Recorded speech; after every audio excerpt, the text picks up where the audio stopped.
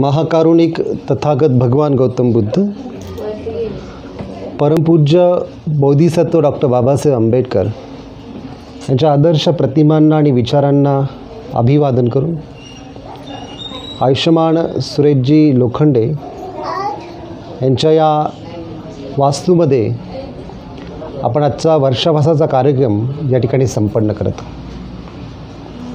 हा कार्यक्रम संपन्न करत असताना आषाढ पौर्णिमा ते अश्विन पौर्णिमा अशा कालावधीमध्ये अनेक लोक वर्षावास करत असतात. हा वर्षावास याचा अर्थ जो आहे तो जर आपण पाहिला तर याचा अर्थ असा होतो की बौद्ध भिक्षू जे होते, जे 8 महिने धम्मप्रचार करण्यासाठी सतत चालत असायचे, ज्याला चरत भिक्खवे चारक्यम असं म्हटलं जातं. आणि सतत दीर्घ प्रवासात असल्यामुळे ज्यावेळेस वर्षा याचा अर्थ पाऊस, ज्यावेळेस पाऊस यायचा त्यावेळेस देखील ते चालायचे आहे, परंतु त्यांच्याकडे एकच चिवर असायचं. ते भिजलं का मग त्यांना तसंच राहावं लागायचं आणि चिवर वाळस्तवर ते तसे राहायचे. त्यामुळे ते थंडीने पण खूप कुडकुडायचे. शिवाय बाहेर चिखल व्हायचा. अनेक ठिकाणी त्यांना चिखलातून, पाण्यातून, पुरातून जावं लागायचं. ही सर्व नैसर्गिक परिस्थिती टाळण्यासाठी भगवान बुद्धांनी वर्षावास 4 महिने म्हणजे सूर्याच्या कॅलेंडरप्रमाणे 4 महिने आणि चंद्राच्या कॅलेंडरप्रमाणे 3 महिने, आषाढ पौर्णिमा ते अश्विन पौर्णिमा अशा कालावधीमध्ये ज्या ठिकाणी भिक्षू राहतील त्याला विहार असं म्हणायचं. आणि त्या विहारात ते वास्तव करून त्या ठिकाणी विपश्यना ध्यान, त्या ठिकाणी अनेक उपासक आणि उपासिकांना धम्म उपदेश, धम्म प्रवचन देऊन ते धम्माचं प्रबोधन करत असतात. आणि त्या काळामध्ये जे जे भिक्षू पालन करायचे तशा प्रकारचं अष्टशील व्रत हे उपासक आणि उपासिका ग्रहण करून ते देखील पालन करत होते. तर सांगण्याचं तात्पर्य एकच आहे की वर्षावासाच्या कालावधीमध्ये धम्म उपदेश ऐकणे आणि त्याच्या अनुसरण करणे हा एक सगळ्यात महत्त्वाचा घटक ह्या वर्षावासाच्या कालावधीमध्ये असतो. माणसाची जी आध्यात्मिक प्रगती आहे, ही आध्यात्मिक प्रगती होत असताना हा जो काही कालावधी आहे हा कालावधी खूप महत्त्वपूर्ण असतो. म्हणजे निसर्गामध्ये जिकडे तिकडे तुम्ही जर पाहिलं तर सर्व झाडांना नवीन पालवी फुटत असते, सर्व झाडे टवटवीत असतात, गवत सगळीकडे उगवलेलं असतं, पाण्याचे नवीन प्रवाह तयार झालेले असतात, जी माती जी असते ते मातीतही एक नाविन्यपण आलेलं असतं. म्हणजे एकंदरीत निसर्गामध्ये पूर्णपणे बदल आपल्याला या कालावधीमध्ये पाहायला मिळत असतो. तसाच बदल व्यक्तीच्या जीवनामध्ये होण्यासाठी, तसाच बदल व्यक्तीच्या समग्र अवस्थेमध्ये होण्यासाठी हा वर्षावासाचा कालावधी हा आपल्या आध्यात्मिक जीवनाला अति उंच अवस्थेमध्ये घेऊन जाण्यासाठी आहे. आणि ही उंच अवस्था कशी प्राप्त होऊ शकते यासाठी आपण आपल्या घरामध्ये अष्टशील व्रत धारण करून किंवा उपोषण करून आपण विपश्यना भावना करून याचं पालन आपण करू शकतो. परंतु हे सर्व करत असताना यातील जे महत्त्वाचं सूत्र आहे ते सूत्र देखील आपण लक्षात घेतलं पाहिजे. जसं आपण या कालावधीमध्ये वंदना म्हणतो, गाथा म्हणतो. या गाथा म्हणत असताना त्यातली एक प्रमुख गाथा आहे की ज्याला आपण परित्राण पाठ असं म्हटलं. आणि परित्राण पाठ म्हणत असताना त्या परित्राण पाठामध्ये आपण काही आव्हानसूक्त देखील म्हणतो. तर आव्हानसूक्त म्हणजे काय, परित्राण पाठ म्हणजे काय, याचा मतितार्थ जो आहे तो आपण समजणे खूप आवश्यक आहे. पहिलं आपण एक गाथा म्हणत असतो ज्याला म्हणतो आपण विपत्ती पटिविहाय सब संपत्ती सिद्धिया सब रोगो विनाशाय सब भय विनाशाय भवे दिघायुदायकं. सब रोग विनाशाय भवे दिघायुदायकं. याचा जो अर्थ आहे सर्व विपत्ती सर्व आपत्ती यातून मुक्त होण्यासाठी, सर्व संपत्तीच्या प्राप्तीसाठी, सर्व दुःखाचा विनाश हो, सर्व भयाचा विनाश हो, सर्व रोगांचा विनाश हो आणि दीर्घ आयुष्य प्राप्त हो, निर्वाण प्राप्त हो. आणि आपण असं म्हणतो, भन्ते अनुगहन कत्वा परितंग वृतमंगलम. म्हणजे भन्ते, जे कोणी भन्ते असेल त्यांना आपण याचना करतो आणि म्हणतो की आमच्यासाठी तुम्ही परित्राण पाठ करा आणि आमच्यावरती अनुकंपा करा, आमच्यावरती करुणा दाखवा. अशा पद्धतीने आपण त्यांना याचना करत असतो. सर्व प्रकारच्या संकटातून मुक्त होण्यासाठी, सर्व प्रकारच्या भीतीतून आणि सर्व प्रकारच्या दुःखातून मुक्त होण्यासाठी तुम्ही आमच्यावरती अनुकंपा करा आणि आमच्यासाठी परित्राण पाठ करा. अशा प्रकारची याचना केल्यानंतर मग भिक्षू जे एक आव्हानसूत्र म्हणतात, ते आव्हानसूत्र खूप महत्त्वाचं आहे. त्या आव्हानसूत्रामध्ये ते असं म्हणतात, समंता चक्क वालेसु आत्ता गच्छन्तु देवता सद्धम्मं मुनिराजस्स सुनंतु सग्गमोकदम. म्हणजे समस्त चक्रवालांमध्ये जे देवतागण आहेत, निवासी देवतागण आहे, त्यांना मी माझ्या घरात निमंत्रित करत आहे, त्यांना मी माझ्या विहारात निमंत्रित करत आहे. मुनिराज याचा अर्थ भगवान बुद्ध के सर्वश्रेष्ठ सुख तथा निर्वाणदायक सद्धम्म को श्रवण करे. म्हणजे या सगळ्यांना मी निमंत्रित करून भगवान बुद्धांनी सांगितलेला सर्वश्रेष्ठ जो धम्म आहे, सद्धम्म आहे, जो निर्वाण प्राप्त करण्यासाठी लाभदायक आहे, तर तो ऐकण्यासाठी मी तुम्हाला निमंत्रित करते. समस्त चक्रवालेस, या समस्त चक्रवालामध्ये म्हणजे या निसर्गाच्या एक्झिस्टंट प्लेनमध्ये जसं मनुष्य लोक आहे तसं प्राणी लोक आहे, जसं प्राणी लोक आहे तसे अनेक प्रकारचे सत्व आहेत. काही सत्व आपल्याला दिसतात, काही सत्व आपल्याला दिसत नाही. परंतु जे दिसत नाही त्याला वेगवेगळी नावं बुद्ध धम्मामध्ये आहे. म्हणजे देवतागण त्याला या ठिकाणी संबोधलेलं आहे. पण देवतामध्ये पण अनेक देवता आहेत. म्हणजे चातुर् महाराजिक देवता असं एक देवतेचं नाव आहे. निम्माणरती देवता असं एक नाव आहे. परिनिम्माणरती देवता असं एक नाव आहे. यामा देवता असं एक नाव आहे. देवता ह्या अनेक प्रकारच्या बुद्ध धम्मामध्ये हा जो शब्द आहे, हा शब्द अनेक वेळेला आलेला आहे. परंतु अनेक वेळा लोकांना या शब्दाचा मुळात अर्थच कळत नाही.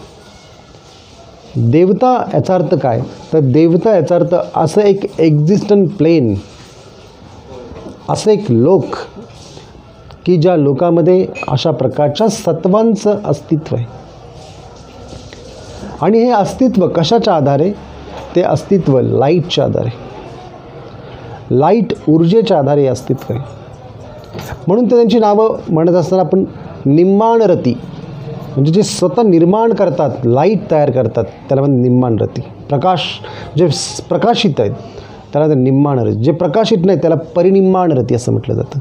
म्हणजे निम्माणरती आणि परिनिम्माणरती अशी पण देवतेंची नावं, जे की लाईट रेडिएशनवरती आधारित आहे. एक निकोला टेस्ला नावाचा एक इलेक्ट्रिक फील्डमध्ये ज्याने सगळ्यात मोठं काम केलेलं आहे, ज्याचं इन्व्हेन्शन, ज्याचा शोध जो आहे की शोध इतका सुप्रीम अवस्थेमध्ये त्यांनी शोध केलेला आहे की जितका शोध इलेक्ट्रिसिटीमध्ये आज कोणीही लावू शकलं नाही.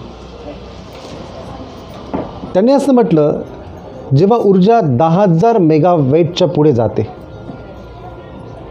त्यावेळेस निसर्गामध्ये असणारे असे अनेक सत्व आहे, अनेक प्राणी जे आहेत त्या आपोआप त्या ऊर्जेशी ॲट्रॅक्ट होतात, त्या ऊर्जेशी ते जवळीक साध्य करतात. 10,000 मेगावॉट ऊर्जेच्या पुढे.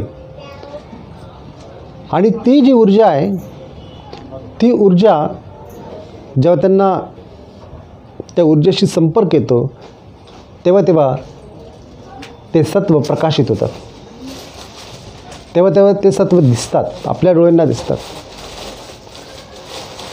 तर बुद्ध धम्मामध्ये जे शब्द आलेले आहेत देवता या संदर्भात, त्या देवतांचीच नावं बुद्धांनी सांगितली. म्हणजे बुद्ध जे काही गोष्ट बोलतात त्याचं एक अस्तित्व असतं, ते फक्त मायथॉलॉजिकल नसतं, त्याचं एक अस्तित्व आहे. आणि त्या देवतांना आपण आपल्या घरात निमंत्रित करत असतो. म्हणून ती गाथा म्हणतो, समस्त चक्क वालेसु आत्ता गच्छन्तु देवता सद्धम्मं मुनिराजस्स सुनंतु सग्गमोकदम. जेव्हा त्यांना आपण आपल्या घरात निमंत्रित करतो तेव्हा आपली मनाची अवस्था देखील त्याच प्रकारची असणे आवश्यक आहे. आपली मनाची अवस्था जर समाहित चित्त अवस्था असेल तर आपल्याला त्याची प्रचिती होऊ शकते. आपली मनाची अवस्था जर समाहित चित्त अवस्था नसेल तर आपल्याला त्याची प्रचिती होतच नाही. कधीकधी अचानकपणे आपल्या डोक्याच्या भोवती एक ऊर्जा प्रवाह आपल्याला जाणवतो. कधीकधी आपला श्वास एकदम हलका होतो. कधीकधी आपल्या दोन भुवयांच्यामध्ये अचानक ओढल्यासारखं होतं. हे जे काही होतं त्याचं कारण तुमच्या आजूबाजूचं जे अस्तित्व आहे त्याच्यामध्ये असणारे हे जे तरंग आहेत त्या तरंगामुळे ते होत असतं. आणि हे तरंग जितके तुम्हाला पवित्र करता येईल, जितके तुम्हाला याच्या प्रति व्हायब्रेशन तयार करता येईल, तितकं व्हायब्रेशन हे देवता लोकांना निमंत्रित करण्यासाठी असतं. ही काय अंधश्रद्धा नाही आहे, ही वास्तविकता आहे. म्हणून तो बुद्ध मूर्तीची म्हणजे बुद्ध मूर्ती ठेवण्याची प्रथा ही बुद्ध धम्मामध्ये आलेली आहे. बऱ्याच लोकांना हे माहिती नाही की मूर्ती का ठेवतात. बुद्ध धम्म हा मूर्तीपूजक नाही आहे, तरी पण बुद्ध धम्मात मूर्ती आहे. इतकंच नाही, अजंता एलोरा ज्या काही लेण्या आहेत त्या लेण्यांमध्ये मूर्त्या आणि मूर्त्याच आहेत. आणि एक मूर्ती नाही, हजारो मूर्त्या आहेत. तुम्ही प्रत्येक लेणीमध्ये गेले तर एक ना एक मूर्ती आहेच. आणि त्या मूर्त्या पण अंधारात आहे. आज आपण त्या ठिकाणी गेल्यावरती अंधारातल्या मूर्त्या प्रकाशामध्ये पाहतो, परंतु जेव्हा त्या बनवल्या असतील तेव्हा त्या अंधारामध्ये कशा पद्धतीने बनवल्या असतील याचं पण सायन्स जे आहे ते सायन्स या देवतांशी संबंधित आहे. म्हणजे जरी माणसाने किती प्रयत्न केले आतमध्ये प्रकाश न्यायचा तरी जास्तीत जास्त माणूस किती प्रकाश नेईल. परंतु हे जे देवता जे आहेत या देवता लोकांनी त्या ठिकाणी त्या लेण्यांची निर्मिती करत असताना त्यांचा उपयोग, त्यांचं जी लाईट जी होती त्या लाईटचा उपयोग देखील त्या ठिकाणी करण्यात आलेला आहे. म्हणून अजंतामध्ये अशा काही छोट्या छोट्या गुहा आहेत, एकदम छोट्या इतक्या आकाराच्या, की त्यातून काही रस्ते जे आहेत ते अगदी त्या लेणीच्या खाली जातात. त्याच्या आतमध्ये ह्या सत्वांचं अस्तित्व होतं. ते सत्व तिथे राहायचे आणि ते सत्व त्या ठिकाणी राहत असताना त्यांच्या काही खुणा त्या ठिकाणी प्राप्त झालेल्या आहे. सांगण्याचं तात्पर्य एकच आहे, ज्या शुद्ध भावनेतून आपण वंदना करू, ज्या शुद्ध भावनेतून आपण परित्राण पाठ म्हणू, त्या शुद्ध भावनेतून तशाच प्रकारचे सत्व आपल्या घरामध्ये येतात. त्या सत्वांच्या अस्तित्व हे आपल्याला फील होऊ शकतं, आपण ते पाहू शकतो, आपण ते जाणू शकतो. आणि यासाठीच तर बुद्ध पूजेची, बुद्ध वंदनेची रचना आहे. जी तुम्ही बुद्ध वंदना म्हणता त्या बुद्ध वंदनेमध्ये म्हणजे बुद्ध पूजा वंदनेमध्ये आपण काय पाहतो, त्याच्यामध्ये आपण म्हणतोच की वन गंध गुणो एतं पेतं कुसुम संतती पूजयामी मुनिंदस श्रीपाद सरोवरे पूजे मी बुद्धम कुसुमेन नेनं पुय्येन मेत्तेन लभामी मोक्षम. मोक्ष प्राप्तीसाठी मी बुद्धांना या नाना रंगांयुक्त फुलांची वरमाला जी आहे ती अर्पण करत आहे. फुलांचा गंध, फुलांचा सुगंध अशा अनेक प्रकारच्या सत्वांना ॲक्टिवेट करतो. म्हणून फुलं ही बुद्ध धम्माचा एक भाग आहे. फुलं ही बुद्धांना अर्पण करत असताना त्यातील अनित्येचा भाग तर आहेच आहे, परंतु त्याचा गंध जो आहे तो खूप महत्त्वाचा आहे. म्हणून बुद्ध धम्मामध्ये कमळ जे आहे, कमळाला खूप महत्त्व आहे. आणि कमळाचा गंध जो आहे तो देखील त्या प्रकारचा गंध, घरामध्ये गंध असणे, सुगंध असणे म्हणजेच खऱ्या अर्थाने देवता तुमच्या घरामध्ये असणे आवश्यक, त्याचा अर्थ तो आहे. आणखी एक देवतेचं नाव ज्याला गंधर्व असं म्हणतात. गंधर्व याचा जे गंधाच्या आधारे जीवन जगतं ते. म्हणून घरामध्ये सुगंधित वातावरण असणे खूप आवश्यक आहे. जितका जास्त सुगंध घरामध्ये तितकं तुमच्या मनाची पण प्रसन्नता आणि तितकं घर अधिक तुम्हाला त्या घरामध्ये राहूशी वाटेल अशा प्रकारची अवस्था तयार होते. परंतु काही काही घरांमध्ये राहूशी नाही वाटत, काही काही रूममध्ये जाऊशी नाही वाटत. त्या ठिकाणी अचानकपणे ते घर आपल्या अंगावरती आल्यासारखं वाटतं, किंवा त्या घरामध्ये अचानकपणे दडपण आल्यासारखं होतं. त्या घरामध्ये बसलं किंवा त्या घरामध्ये जर आपण झोपलो किंवा रूममध्ये जर झोपलो, अचानकपणे स्वप्न चालू झाल्यासारखं होतं. हा जो सगळा प्रभाव जो आहे, हा सगळा प्रभाव आपल्या अवतीभोवती ज्या गोष्टी आहेत त्याच्यामुळे तयार होत असतो. म्हणून समस्त चक्रवालेसु आत्ता गच्छन्तु देवता सद्धम्मं मुनिराजस्य सुनंतु सग्गमोकदम. म्हणजे या सर्व देवतांना मी निमंत्रित करत आहो की देवतागण तुम्ही या आणि या ठिकाणी या धम्माचं तुम्ही श्रवण करा. म्हणून म्हटलं जातं की धम्म सवन कालो अयम बदंता, या धम्माचं तुम्ही श्रवण करा. 3 वेळा आपण म्हणतो धम्म सवन कालो अयम बदंता, धम्म सवन कालो. 3 बुद्धिझममध्ये 3 वेळा म्हणण्याची प्रथा आहे. म्हणजे बुद्धम शरणम गच्छामी आपण एकदाच नाही म्हणत, द्वितीयंपी पण म्हणतो आणि तृतीयंपी पण म्हणतो. द्वितीयंपी आणि तृतीयंपी का आपण म्हणतो? एकदा म्हटल्याने होऊ शकतं. बुद्धम शरणम गच्छामी एकदा म्हटलं किंवा धम्मम शरणम गच्छामी आणि संगम शरणम गच्छामी एकदाच म्हटलं तरी चालू शकतं. पण आपण 3 वेळा काय म्हणतो? 3 वेळा जे म्हणतो त्या 3 वेळा म्हणण्याचा जो अर्थ आहे तो बुद्धांच्या निर्माण कायाशी संबंधित आहे. बुद्धांच्या 3 प्रकारच्या काया आहे. त्याला म्हटलं जातं निर्माण काय, धम्म काया आणि संभोग काया. निर्माण काया जी आहे की एखादा व्यक्ती बुद्ध बनण्याच्या प्रक्रियेमध्ये आहे, त्या प्रक्रियेमध्ये ज्या अवस्था त्याला तयार होत आहे किंवा जे बुद्ध बनण्याच्या प्रक्रियेमध्ये त्याला म्हटलं तर निर्माण काय.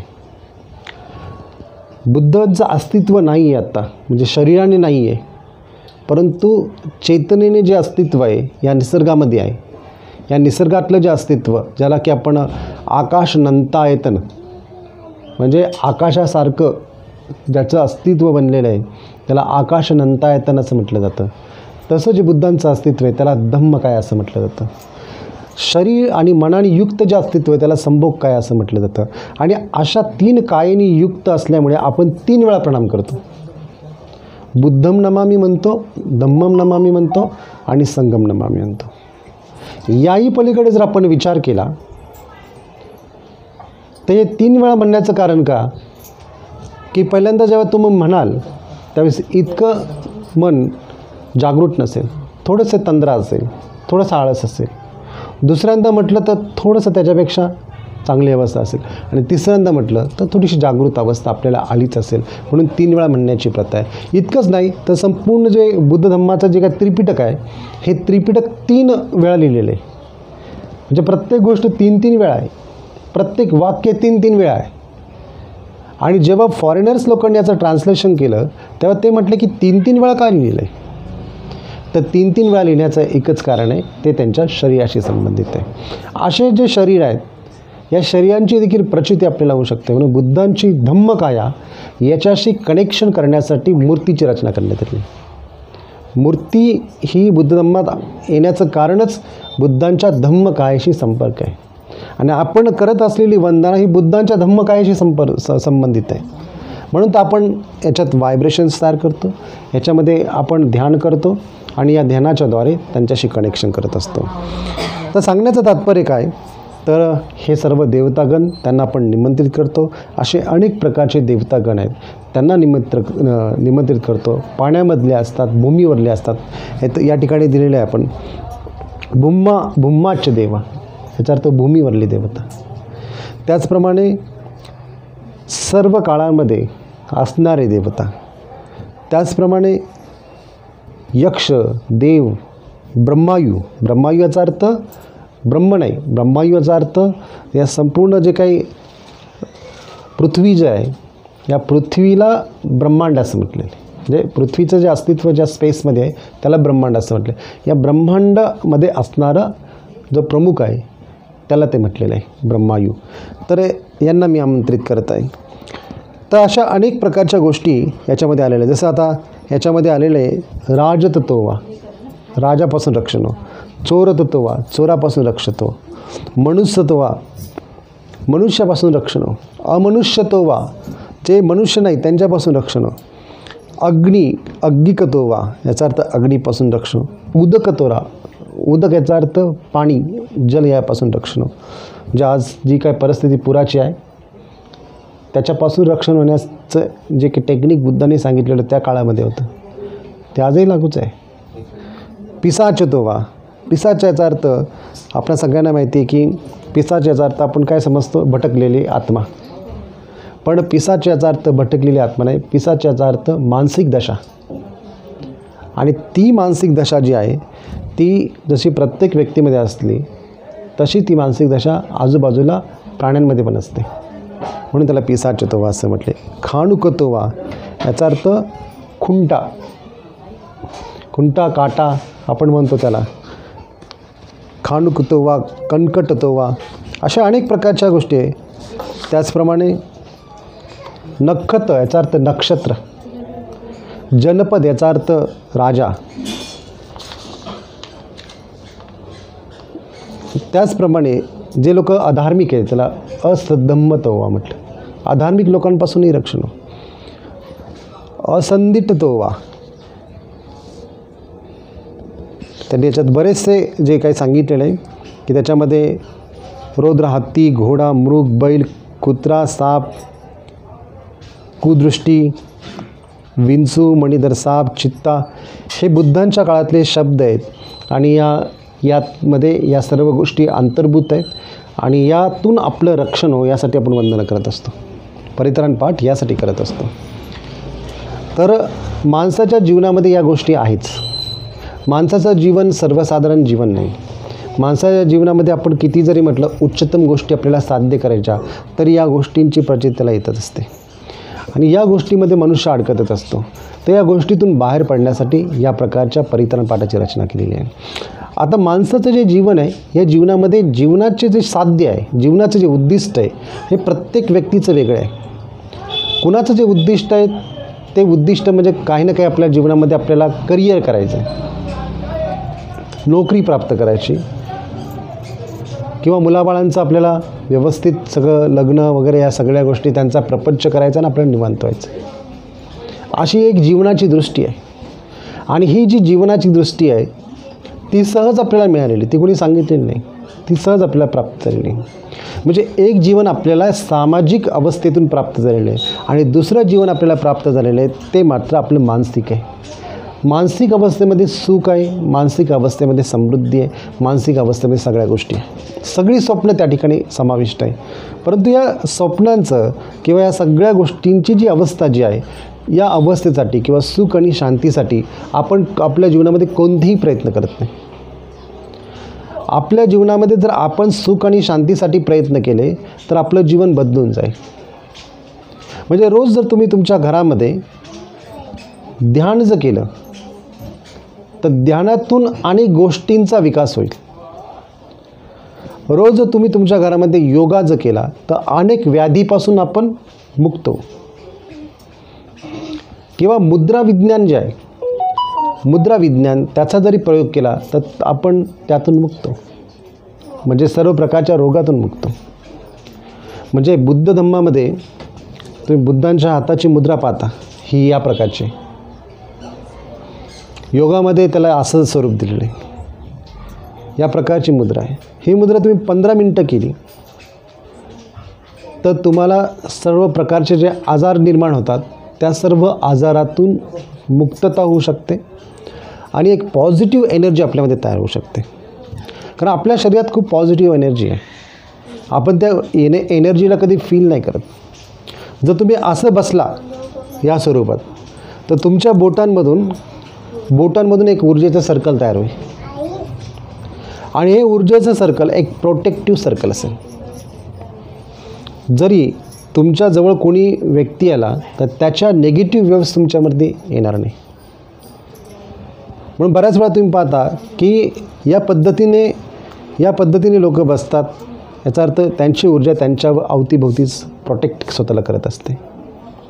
परंतु जर तुम्ही सतत हात खोलून जर बोलत असाल या पद्धतीने तर तुमच्या हातावरून ऊर्जा वाहत असते. जर तुम्ही बारकाईने जर डोळे बंद करून तुमच्या हाताकडे जर लक्ष दिलं तर संपूर्ण हात जो आहे तो इतका व्हायब्रेट झालेला असतो. या संपूर्ण हातातून तुम्हाला असं जाणवतं की ऊर्जा पास होत आहे, ऊर्जा पुढे जात आहे. पण या ऊर्जेला जर तुम्ही या पद्धतीने जर त्याच्यावरती ध्यान केंद्रित केलं, फक्त हातांच्या या तळव्यांवरती जर ध्यान केंद्रित केलं तर तुम्ही दुसऱ्याचे आजार पण बरे करू शकता. तुम्ही हिलिंग करू शकता. तुमच्या शरीरातली पॉझिटिव्ह ऊर्जा ही दुसऱ्याला हील करण्यासाठी तुम्ही वापरू शकता. दुसऱ्याचे आजारपण देखील तुम्ही बरे करू शकता. इतकंच नाही, तुमच्या पायात देखील खूप ऊर्जा असते. पाय जे आहेत त्या पायाच्या तळव्यावरती जर तुम्ही ध्यान केलं, म्हणजे डोळे बंद केले आणि फक्त पायाच्या तळव्यावरती काय काय जाणवत आहे ते जर आपण पाहिलं, म्हणजे व्हायब्रेशन येत आहेत का, गुदगुल्या होत आहेत का, त्यातून ऊर्जा प्रवाहित होते, हे जर तुम्ही पाहिलं आणि एखाद्या व्यक्तीला त्याचं डोकं दुखत असेल किंवा काय, तर त्याला तुमचा पाय जरी टच केला तरी त्यातून देखील तुमचं डोकं दुखायचं थांबू शकतं. इतकी ऊर्जा आपल्यामध्ये समाविष्ट आहे. किंवा तुमचे डोळे जे आहेत हे डोळे जर तुम्ही अर्धगोलीत उघडे ठेवले, म्हणजे जसे बुद्धांचे असतात, म्हणजे डोळे जर तुम्ही अर्धगोलीत उघडे ठेवले आणि या स्वरूपात नाकाकडे जर तुम्ही पाहायला लागला तर अचानकपणे तुमचे विचार एकदम फास्ट होतात आणि एकदम निघून जातात. विचार निघून जातात हे तुम्हाला स्पष्ट दिसतं. कारण हे ध्यान चायनामध्ये लाऊत्से नावाचा एक फार मोठा विचारक होऊन गेला.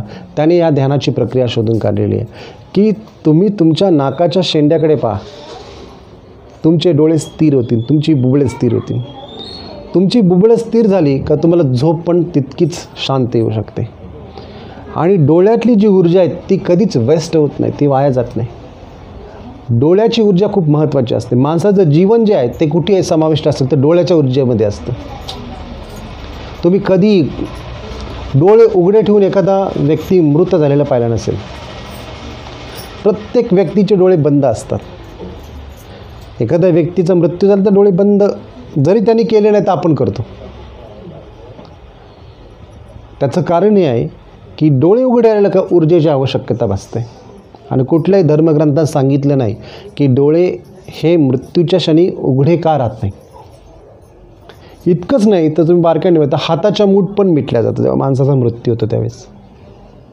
हाताच्या मूठ जर उघड्या असतील तर तुम्ही समजायचं जीवन आणखीन आहे. पण हाताच्या मूठ ह्या मिटल्या गेल्या असतील, डोळे मिटले गेले असतील तर माणूस मृत्यू झालेला असतो. परंतु डोळे उघडे असतील आणि हाताची मूठ उघडी असेल त्यावेळी माणसामध्ये थोडी तरी जिवंतता असते. त्याचं कारण या प्रकारे हात उघडे राहण्यासाठी ऊर्जा लागते, डोळे उघडे राहण्यासाठी ऊर्जा लागते. डोळे जे आहेत त्या डोळ्यामध्ये सगळ्या गोष्टी समाविष्ट आहे. विचाराचं केंद्र डोळे आहेत. तुम्ही बघा तुमच्या मनामध्ये येणारे विचार जे आहेत त्या विचारांमुळेच आपले डोळे हलतात, बुबुळं हलत आहेत. जेव्हा बुबुळं स्थिर होतील तेव्हा विचार शांत झाले असते आणि श्वास शिथिल झालेला असते. श्वास जर तुमचा चालला आहे बघा, फास्ट श्वास चालतो. जेव्हा विचार खूप येतात तेव्हा श्वास खूप फास्ट होतो. जेव्हा विचार कमी कमी होतात तेव्हा श्वास खूप हलका होतो. कारण श्वासाचा संबंध हा विचारांशी आहे. जेवढे जास्त विचार तितका श्वासच जाणवत नाही. जितके विचार कमी तितकी श्वासाची शिथिलता तयार होते. तुम्ही झोपताना कधी प्रयोग करा, फक्त येणारा जाणारा श्वास पहा. झोपून करा, झोपून तुम्ही ध्यान करू शकता.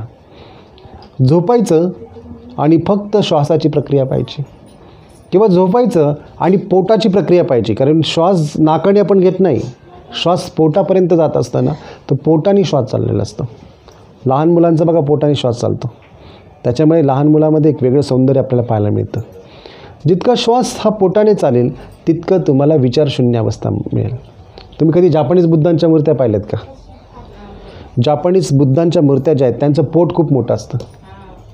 त्याचं कारण ते श्वास घेत असताना नाकापेक्षा पोटावरती कॉन्सन्ट्रेट करतं. तुम्ही पण जर कधी सकाळी उठला आणि ध्यान करायला बसला आणि आपल्या नाभी केंद्राकडे जर लक्ष दिलं तर नाभी केंद्र आपलं सक्रिय झालेलं असतं आणि सतत पोट पुढे आणि मागे जातं हे आपल्याला जाणवतं. हे जाणवलं का 30 मिनटामध्ये तुमचं सगळं कॉन्सन्ट्रेशन होऊन जातं. 30 मिनटामध्ये तुम्ही ऊर्जा फील करू शकता. 30 मिनटामध्ये तुम्हाला शरीराचं ग्रॅव्हिटेशन फील होऊ शकतं. 30 मिनटामध्ये तुम्हाला लक्षात येऊ शकतं की आपल्या जीवनाचं केंद्र नाभी आहे. आपल्या जीवनाचं केंद्र मेंदू नसून नाभी आहे. नाभीनेच आपण आपल्या आईशी जोडलेलो होतो.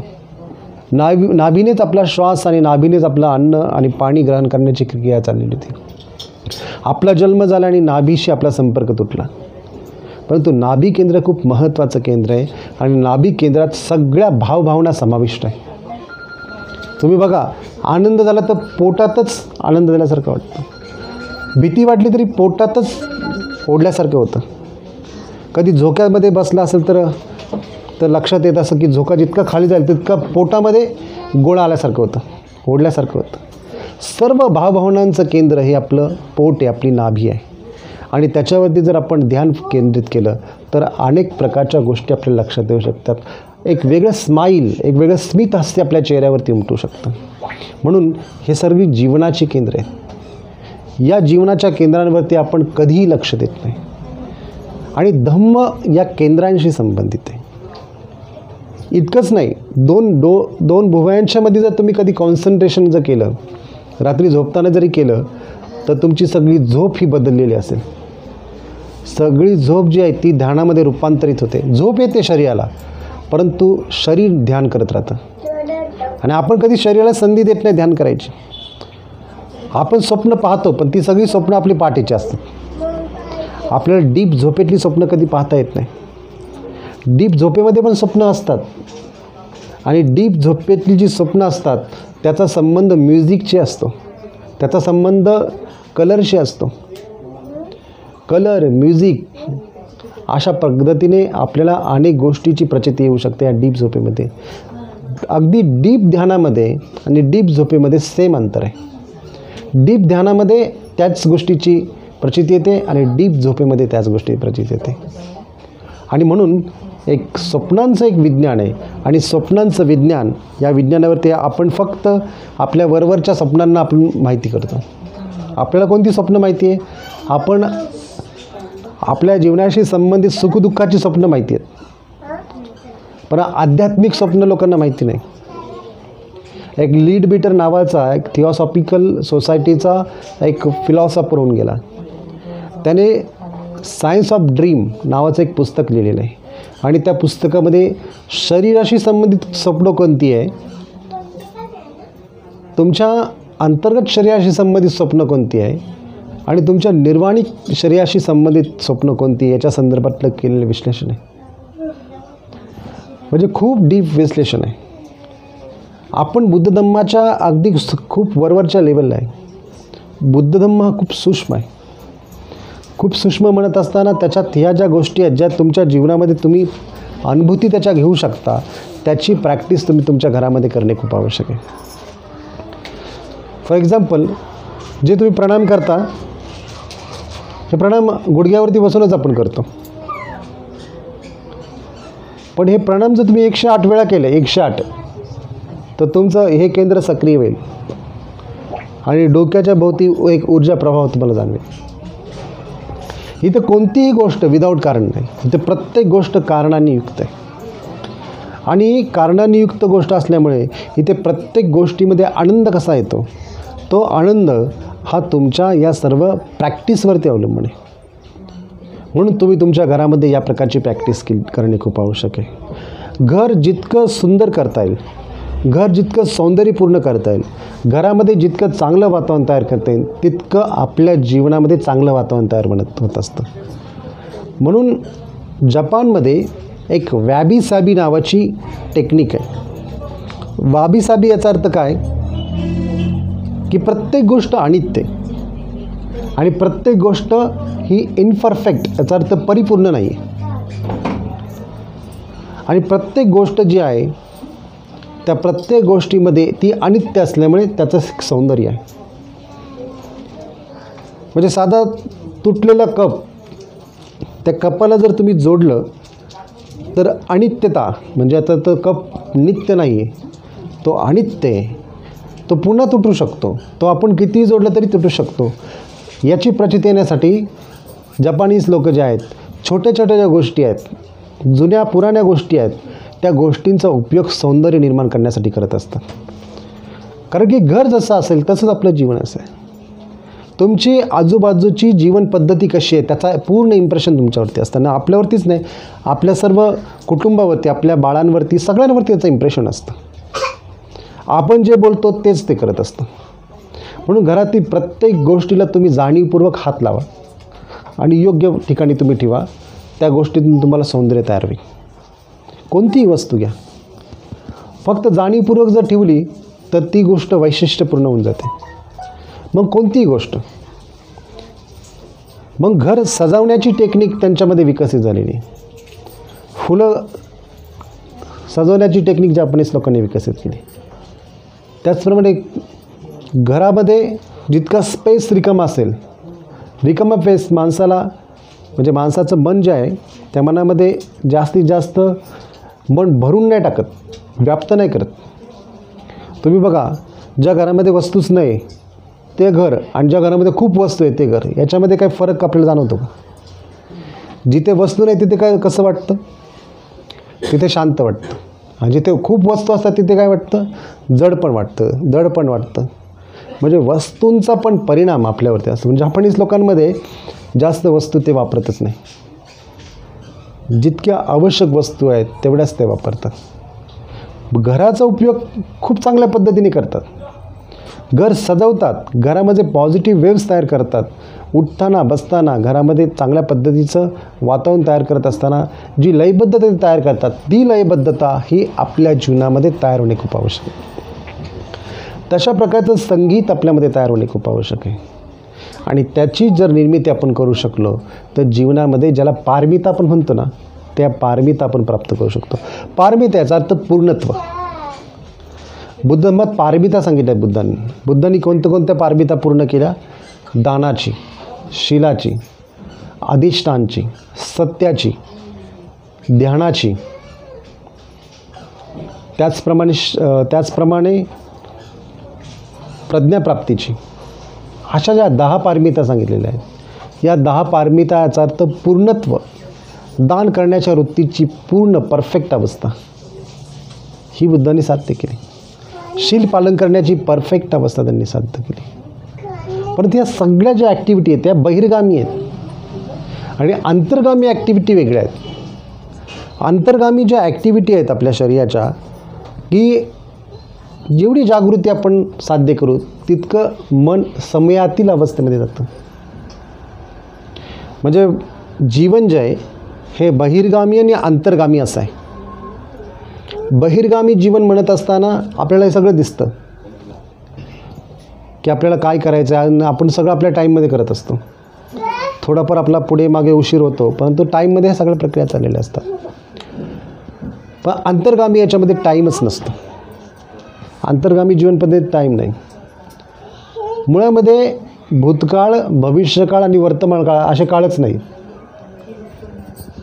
जे काय ते प्रवाह आहे, फ्लो आहे, टाईमचा फ्लो आहे. कारण प्रत्येक वस्तू जी बनण्यासाठी टाईम लागतो.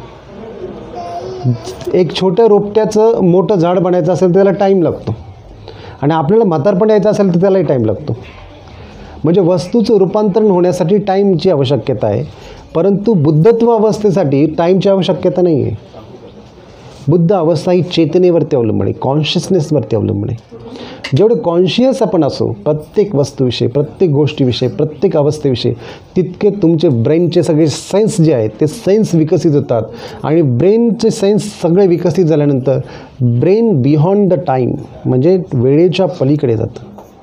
ज्याला आपण सुख म्हणतो, ज्याला आपण शांती म्हणतो, ज्याला आपण आनंद म्हणतो, ते याच्या पलीकडे नाही. बुद्धांच्या ब्रेनचे सगळ्या गोष्टी ॲक्टिवेट होतात. म्हणजेच काय, या निसर्गातली असलेली जी कॉस्मिक ऊर्जा आहे त्या ऊर्जेशी त्यांचं कनेक्शन वाढतं आणि त्याच्यातून ज्ञान तयार होतं. ज्ञान हे नेहमी प्रेझेंट अवस्थेमध्ये असतं. ज्ञान म्हणजे भूतकाळाचं नसतं, ज्ञान भविष्यकाळाचं नसतं, ज्ञान हे प्रेझेंट असतं. जितकं मन आपलं प्रेझेंट अवस्थेमध्ये येईल, वर्तमान अवस्थेमध्ये येईल, तितकं ज्ञान. जितकं मन आपलं भविष्यकाळामध्ये पळेल, बघा आपलं मन किती पळतं आहे, किती आपलं मन पळत असेल तर आपल्याला माहिती नाही. जितकं ते भविष्यकाळामध्ये पळेल तितकं त्याला स्थिर करण्याचा प्रयत्न करणे, त्याला स्थविर म्हणतात. स्थविर याचा अर्थ भिक्षू नाही. स्थविर याचा अर्थ ज्याचं मन स्थिर झालेलं आहे, ज्याच्या मनामध्ये कुठे बहकाव नाही, कुठेही त्याचं मन पळतही नाही, कुठेही हेलकावे घेत नाही, त्याचे इंद्रिय स्थिर झालेले आहेत, त्याला स्थवीर असं म्हटलं जातं. आणि तर स्थवीर म्हणजे भिक्षू नाही, स्थवीर याचा अर्थ मनाची स्थिरता. विहार याचा अर्थ जिथे मन पळते तिथे त्या अवस्थेमध्ये असणे. ज्याला तुम्ही बुद्धविहार असं म्हणतात, तर बुद्धविहाराचा अर्थ बुद्ध विहार नाही, विहाराचा अर्थ मंदिर नाही, विहाराचा अर्थ मन जिथे जिथे असेल तिथे तिथे आपली उपस्थिती, त्याला विहार म्हणतात. म्हणून बुद्धांचं जे सुत्त आहे त्या सुत्तामध्ये असं म्हणतात की एकम समयं भगवा सावतीय विहरती, की बुद्ध श्रावस्ती या ठिकाणी विहार करत होते. विहारात होते का ते? नाही, तर विहार करत होते. विहार शब्द आपण म्हणतो ना, वर्षा विहार, लोक फिरायला त्याला वर्षा विहार म्हणतात. अशा पद्धतीचा विहार आणि तिथे मनाची स्थिरता म्हणजेच खऱ्या अर्थाने विहार असं म्हणतात. म्हणून आपण वर्षावास करत असताना विहारामध्ये वर्षावास करतो, घरामध्ये वर्षावास करतो, त्याच्यामध्ये मनाची उपस्थिती खूप महत्त्वाची. आणि जिथे मनाची उपस्थिती नसेल तिथे मात्र जीवन हे आपलं उद्ध्वस्त होतं, जीवन भटकून जातं. असं जीवन भटकू नये म्हणून आपल्या जीवनाला स्थिर अवस्थेमध्ये आणण्यासाठी आपण सातत्याने आपल्या जीवनामध्ये ध्यान, शील आणि समाधीची भावना करणे आवश्यक आहे. आणि जर मन हे आपण विसरून जरी गेलो तर मनाला वारंवार ती स्मृती उत्पन्न करून दिली पाहिजे. ती स्मृती उत्पन्न झाली का मन पुन्हा एकदा, नाहीतर आपण कार्यक्रम झाला का परत आपलं जीवन आहे त्याच पद्धतीमध्ये राहतं, आहे त्या विवचनेमध्ये, आहे त्या स्थितीमध्ये पुन्हा जातं. त्या मनाला परत स्थिर अवस्थेमध्ये जर आणायचं असेल तर आपण प्रयत्न केले पाहिजे. एक धम्माराम नावाच्या भिक्षूची कथा आहे. ही कथा खूप मार्मिक आहे. एकदा धम्माराम भिक्षू भगवान बुद्धांनी ज्यावेळेस परिनिर्वाण माझं होणार आहे, म्हणजे आता माझा मृत्यू होणार आहे 4 महिन्यानंतर, याचं डिक्लेरेशन ज्यावेळेस केलं तर हे डिक्लेरेशन केल्यानंतर बरेचसे भिक्षू रडायला लागले. काही ज्यांनी अरहंत अवस्था प्राप्त केली ते देखील त्यांचंही मन जरा डावाडोल झालं. परंतु धम्माराम नावाचे एक भिक्षू होते. ते भिक्षू म्हटले की तथागतांचं परिनिर्वाण होणार आहे, तथागतांचा मृत्यू होणार आहे, तो व्हायच्या आत मला ज्ञानप्राप्ती केली पाहिजे. म्हणून कुणाशीही न बोलता, कोणाशी चर्चा न करता धम्माराम हे एकांतामध्ये जाऊन बसायचे, साधना करायचे आणि पुन्हा यायचे, भोजन करायचे, परत एकांतामध्ये जायचे. ते कुणाशी बोलत नव्हते, कुणाशी चर्चा करत नव्हते. आणि या पद्धतीने ते सतत करायला लागले. आणि भिक्षू जरी त्यांच्याशी बोलायला गेले तरी ते त्यांच्याशी बोलत नव्हते. मग एकदा भिक्खूंनी जाऊन तथागतांना सांगितलं की धम्माराम नावाचे जे भिक्षू आहेत ते सातत्याने एकांतामध्ये जात आहे, मौन पाळत आहे, कुणाशी बोलत नाही, कुणाशी काही चर्चाही करत नाही, कुणाशी कोणत्याही प्रकारचा संबंध ठेवत नाही. तेव्हा भगवान बुद्धांनी धम्माराम नावाच्या भिक्षूंना बोलवलं. त्यांना ते म्हटले की हे सर्व भिक्खू जे सांगतात ते सत्य आहे का? ते म्हटले हो, हे सत्य आहे. बुद्ध म्हटले की तुम्ही खरंच एकांतात जात आहात का? ते म्हटले हां. तुम्ही कुणाशीच बोलत नाही का? ते म्हटले हो. तुम्ही मौन पाळतायत का? ते म्हटले हो. बुद्ध त्यांना म्हणतात की तुम्ही असं का करता? धम्माराम त्यांना असं म्हणतात की एकांतात गेल्यामुळे, मौन पाळल्यामुळे माझ्यामध्ये मनात विचाराची निर्मिती होत नाही आणि तुमचं परिनिर्वाण व्हायच्या आतच मला ज्ञान प्राप्त करायचं आहे, म्हणून मी यात सातत्य ठेवत आहे. बुद्ध सगळ्या भिक्षूंना सांगतात की धम्माराम भिक्षुकून तुम्ही सर्वांनी शिकलं पाहिजे. जो धम्मामध्ये रममान होतो, जो एकांत आणि मौन याचं पालन करतो, जो स्वतःच्या विचारांवरती लक्ष ठेवून विचारांचा निग्रह करतो, अशा प्रकारचा व्यक्ती हा निश्चितपणे ज्ञान प्राप्त करतो, हा निश्चितपणे अरहंत अवस्थेला पोहोचतो. आपण सर्वांनीच या प्रकारची जीवन पद्धती आत्मसात केली पाहिजे. जे सत्य तेच बोललं पाहिजे आणि जिथं मन आपलं रमतं आहे त्या ठिकाणी आपल्या मनाला रमवलं पाहिजे. तर कुठे मन रमतं? तर धम्माच्याच ठिकाणी मन रमलं पाहिजे. आणि धम्माच्या ठिकाणी मन रमतं त्यालाच धम्माराम असं म्हटलं जातं, त्यालाच धम्मरमती असं म्हटलं जातं. आणि या प्रकारे धम्मारामने त्या 4 महिन्याच्या आतच अरहंत अवस्था प्राप्त केली. सांगण्याचं तात्पर्य काय? आपल्याकडे जे 4 महिन्याचा जो कालावधी आहे वर्षावासाचा, त्या वर्षावासाच्या कालावधीमध्ये जीवनाची अत्यंत महत्त्वपूर्ण जी काही वेळ आहे ती वेळ आपल्याकडून जात आहे. त्या वेळेला तुम्ही योग्य स्वरूप देण्यासाठी, सम्यक स्वरूप देण्यासाठी तुम्ही प्रयत्न करणे खूप गरजेचं आहे. म्हणून झोप पण घ्या, परंतु ध्यान डेली करा. ध्यान करा आणि ध्यानाच्या आधारे शील तुमच्या जीवनामध्ये तयार होईल. तुमची जी बाह्य जीवन पद्धती ती सदाचरणाची बनेल आणि ती बनली तर तुमच्या अवतीभोवती अशीच माणसं तयार येतील, अशीच माणसं येतील जी धार्मिक आहे. बुद्ध आपण काही गाथं म्हणतो त्याला तुम्ही संकल्प गाथा असं म्हणता. इमाय धम्मानुधम्म पटिपत्तिया बुद्धम पूजे, म्हणजे धम्माच्या मार्गावरती आरूढून मी बुद्धांची पूजा करते. इमाय धम्मानुधम्म पटिपत्तिया धम्मम पूजे मी, की धम्माच्या मार्गावरती आरूढून मी धम्माची पूजा करत आहे. इमाय धम्मानुधम्म पटिपत्तिया संघम पूजे मी, की धम्माच्या मार्गावरती आरूढून मी संघाची पूजा करत आहे. अद्धा इमाय पटिपत्तिया जाती जरा मरणमा परिमुच्च सामी, म्हणजे या धम्माचं मी पालन करत असताना जाती जरा मरण याची पण मी स्मृती ठेवते. अद्धा इमाय पटिपत्तिता, याचा अर्थ या धम्माची जी परियत्ती जी सांगितलेली आहे त्याच्यावरती मी त्याचं ज्ञान घेऊन मी धम्माचं आचरण करत आहे. आणि हे आचरण करत असताना इमे बाले समागम, म्हणजे मूर्खांशी माझी संगती होऊ नये, चांगल्याच लोकांशी माझी संगती. चांगल्या लोकांची संगतीच म्हणजे सत्संग असतो आणि मूर्ख लोकांची संगती म्हणजे एक दुर्गतीला गेलेला सत्संग असतो. त्याला सत्संग नाही म्हणून दुर्संग म्हणू शकतो. तर अशा पद्धतीने आपल्या जीवनामध्ये एक चांगल्या प्रकारचे तरंग निर्माण करण्यासाठी चांगल्या गोष्टी आपल्या जीवनामध्ये जितक्या तुम्ही आत्मसात कराल, जितकं तुम्ही घराला त्या पद्धतीने रूप द्याल. बघा प्रत्येक व्यक्तीच्या घरामध्ये आहेत आणि प्रत्येक व्यक्तीच्या घरामध्ये ज्या काही कटकटी असतात, जे काही प्रॉब्लेम असतात ते प्रॉब्लेम आहे तेच असतात, ते वर्षानुवर्ष संपतच नसतात.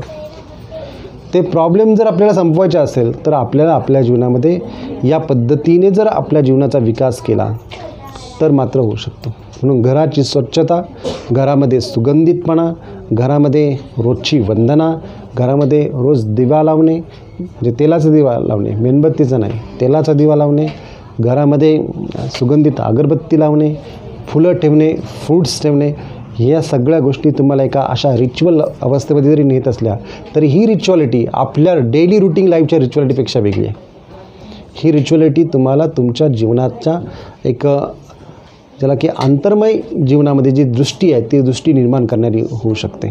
म्हणून ही सम्यक दृष्टी आपल्या सगळ्यांना प्राप्त हो अशा प्रकारची मंगलकामना या ठिकाणी मी करतो आणि आपला जास्त वेळ न घेता या ठिकाणी मी थांबतो. तुम्ही शांतपणे बसला आणि प्रवचन ऐकलं त्याबद्दल धन्यवाद. जय भीम, नमो बुद्धाय.